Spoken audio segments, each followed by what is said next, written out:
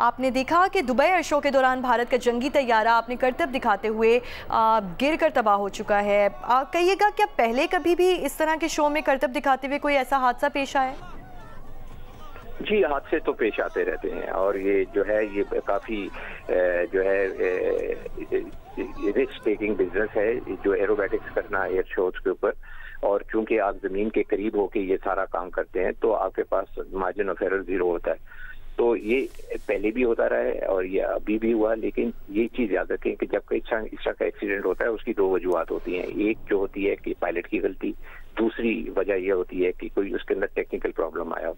अब इसके अंदर टेक्निकल प्रॉब्लम के ज़्यादा चांसेस इसलिए हैं कि एक तो इस जहाज़ के अंदर पहले ही प्रॉब्लम आ रहा था, कोई लीक भी वगैरह 2-3 दिन पहले भी इस पर रिपोर्ट की गई थी, तो ऑब्वियसली जहाज़ के अंदर टेक्निकल प्रॉब्लम तो होगा। और फिर उनके अपने एयर चीफ की ये स्टेटमेंट है कि जी HAL जो ये अदारा है ये जहाज बनाने वाला हिंदुस्तान एरोनॉटिक्स लिमिटेड, उसकी जो प्रोडक्ट्स हैं वो सब स्टैंडर्ड होती हैं और वो तसल्ली बख्श नहीं है इंडियन एयरफोर्स के स्टैंडर्ड्स के मुताबिक। तो चांसेस आर कि इसके अंदर कोई टेक्निकल प्रॉब्लम आया होगा।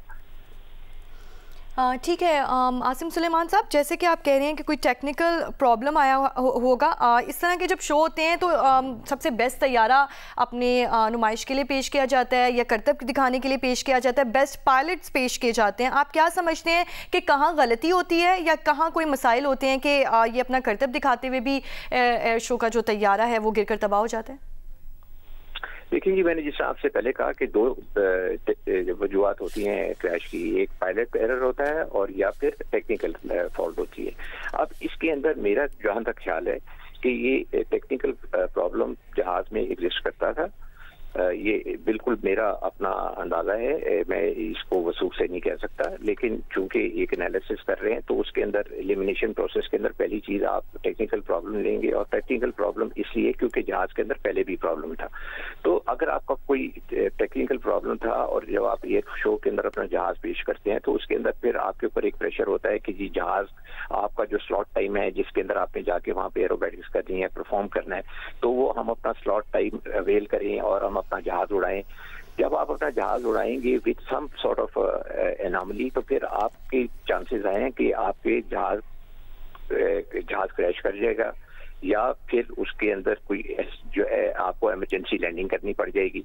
तो इसके अंदर प्रेशर था डेफिनेटली इंडियन एयरफोर्स के जो वहां पे कंटिजेंट था, क्योंकि JF-17 इस वक्त वहां पे छाया हुआ है और JF-17 की वाह वाह हो रही है, सारे लोग JF-17 की तारीफें कर रहे हैं। जब इतनी तारीफें हो रही हैं JF-17 की तो आप देख लें कि इंडियन भी चाहते थे कि हमारा तीजा आए और उसकी भी लोग तारीफें करें।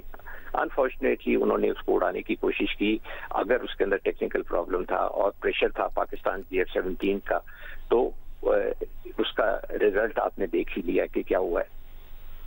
आसिम सुलेमान साहब, ये भी कहिएगा कि दहाइयों से भारतीय दावे हैं, सियासी नुमाइश का तासुर चंद सेकंड में ज़मीन से टकरा गया है। कितनी बड़ी बात होती है ऐसे आलमी एयर शो में अपने फ़ज़ाई महारत को दिखाना, और अगर ऐसा हादसा पेश आ जाए तो कितना नुकसान होता है मुल्क की साख को, स्पेशली फ़ज़ाई महारत को, भारतीय फ़ज़ाइया को? देखिए डेफिनेटली आपको बहुत साख को बहुत नुकसान पहुंचता है, भारतीय फजाइया की साख को नुकसान पहुंचा, भारतीय एविएशन इंडस्ट्री की साख को बहुत नुकसान पहुंचा। लेकिन आप ये चीज देखें कि पाकिस्तान एयरफोर्स का इंडियन एयरफोर्स के साथ जो है कोई मुकाबला नहीं है। ये भी हमने जो मई की जंग थी उसमें उनके साथ जहाज गिराए और ये जो था JF-17 उसके अंदर इस्तेमाल किया गया और इस JF-17 ने एक बड़ी चैंपियन परफॉर्मेंस की और उनके S-400 को नॉकआउट किया। वॉर प्रूवन जहाज है और फिर एयर कॉम्बैट में भी हमने इनको इस्तेमाल किया अगेंस्ट इंडिया। तो हमारी तो एयरफोर्स जो है वो बड़ी प्रोफेशनल लाइंस के ऊपर तैयार की गई है। हमारे air chief marshal Babar Sidhu जो हमारे एयर चीफ हैं उन्होंने हमारी एयरफोर्स को ऐसा प्रोफेशनली तैयार किया कि वो उससे परफॉर्मेंस दिखाई और सारी दुनिया ने देखा और आज सारी दुनिया वाह करती है एयरफोर्स की, पाकिस्तान एयरफोर्स की, कि जी इन्होंने बहुत ज़बरदस्त परफॉर्मेंस की। वो सदर ट्रंप भी जो है वो कहते हुए नहीं थकते कि जी हमने इंडियंस के साथ जहाज गिरा दिए। कांग्रेस में उनकी रिपोर्ट गई है, उन्होंने कहा जी क्या पाकिस्तान एयरफोर्स की परफॉर्मेंस थी। तो ये इंडिया के ऊपर ये प्रेशर भी बहुत ज़्यादा है कि जहाँ पे वो मुकाबले में आ रही है पाकिस्तान एयरफोर्स के, अनफॉर्चुनेटली उनके लिए कि वो जो है ये जो जो है ये कंपटीशन जो है हो रहा उसको भी वो बेचारे हार रहे हैं।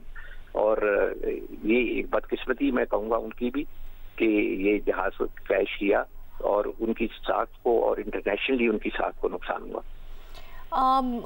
आसिम सुलेमान साहब, ये भी कहिएगा कि $83 बिलियन का दिफाई बजट रनवे पर बिखरा हुआ मलबे की सूरत में नजर आया। अगर बजट की बात करें तो कितना नुकसान हो सकता है एविएशन इंडस्ट्री को? लेकिन जी टीजाज अभी तो फिलहाल इंडिया ही उड़ा रहा था और ये जो है इसका तो नुकसान जो है वो इंडिया ही को होगा क्योंकि अभी इंटरनेशनल मार्केट नहीं थी टीजाज की। लेकिन aviation industry as a whole अगर आप देखें तो वो एक बड़ी सेफ इंडस्ट्री है और उसके अंदर जो बेस्ट चीज है कि सेफ्टी स्टैंडर्ड इतने हाई हैं कि आपको कुछ जबरदस्ती करना पड़ता है जिसकी वजह से एक्सीडेंट होता है। तो अगर जबरदस्ती का मेरा मतलब यह है कि अगर आपने टेक्निकली जहाज ठीक नहीं था, अगर आपने उसको उड़ा दिया तो you are asking for an accident. या अगर आप ऐसे पैरामीटर्स में जहाज को उड़ाने की कोशिश कर रहे हैं जहां पे जहाज की कैपेबिलिटी नहीं है और आप उसको प्रेस कर रहे हैं तो फिर as a pilot you are making an error और आपका एक्सीडेंट हो जाता है। ठीक है, हमारे साथ ही मौजूद रहेगा आसिम सुलेमान, हम दिफाई तज्जियाकार हैं, अपना तज्जिया दे रहे थे।